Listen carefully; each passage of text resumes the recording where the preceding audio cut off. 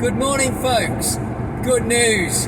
My Alfa Romeo 4C is working again. This is going to be a very short video just to say a big thank you to everyone in the YouTube community who responded to a video I put out just over a week ago highlighting the gear selection error that I was consistently getting on my Alfa Romeo 4C Spider.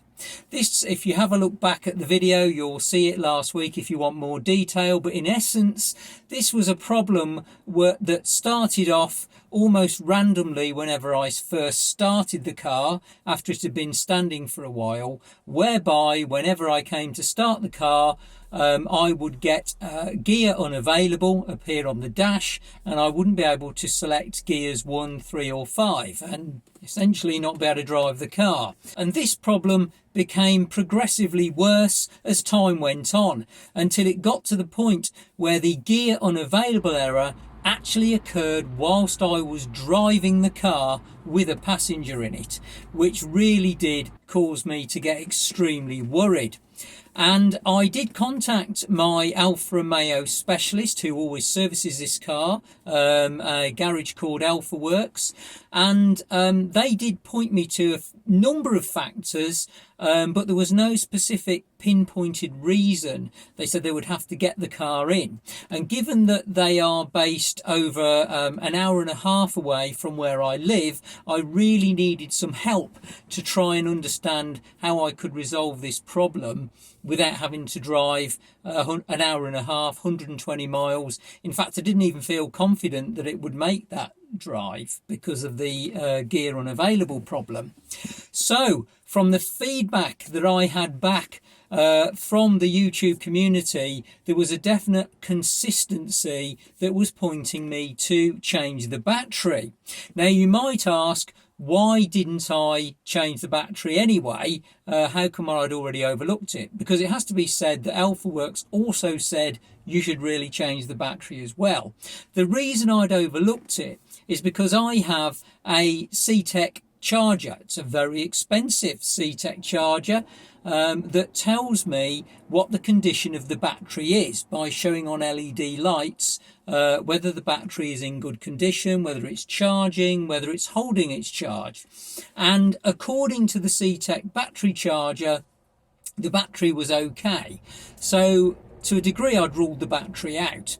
However, taking on board all the feedback I was getting, I thought, well, the most cost-effective thing I could do is swap the battery. And as it was, the battery was over 4 years old anyway. Not a very good battery when I started to do my research. It's a Mopar battery, not a very good battery at all. So I decided to go ahead and change the battery. And this is where it gets really interesting, because I started researching what kind of batteries would go in this vehicle. I then found a number of options, and then it occurred to me that I am a member of the AA. That's the Automobile Association, not the other one. Although, given the stress I was experiencing up to this point, it probably could have been the other one as well. But anyway, I decided the following morning to call the AA, give them my membership number, and tell them what the problem was and that I needed a new battery. And they then told me that I could have a battery delivered and installed and tested free of charge as part of my AA membership. All I had to do was buy the battery. And when I typed in the registration number of my vehicle, I really did not expect that the AA system would find my battery, because it's such a unusual and rare car, this. But not only did the system find the battery that is recommended, it also found 3 others as well based on good, better and best. So I decided to go for the best battery I could find. It was the Bosch S5. I will be uploading a video on the battery and how to change the battery in this car, because as I discovered from the AA guy who came out to fit it, changing the battery on this car, and probably most other modern cars, is a lot more involved than simply disconnecting the old one and putting a new one in. So I selected the battery that I wanted.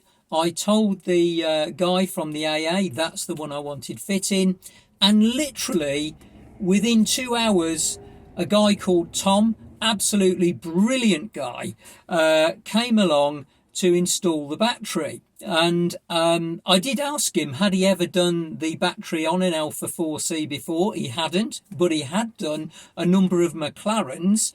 I won't go into all that. I'll leave that to someone else to tell you about. This week's story is entitled McLaren, Snatching Defeat from the Jaws of Victory. But he had never done an Alfa 4C. But he was extremely confident. He took a look at the car and he went through the whole process of installing a brand new battery. Now, because I couldn't find any information on the internet at all about what the process and procedure is for changing the battery on this car, I asked him if I could film it, and Tom kindly agreed to let me film how to change the battery in an Alfa 4C. And believe me, it's a lot more complex than you might think. There are so many things that could go wrong just by simply unplugging the old one and plugging the new one in. So what I'm going to do is I'm going to put together a video which Tom took me through on how to change the battery in this Alfa Romeo 4C car. And then I'm going to upload it because there's nothing out there. So it's a big thank you to the YouTube community for pointing me in the direction of the battery. It really did work. It has fixed the problem. The car's been absolutely perfect ever since the battery was put in.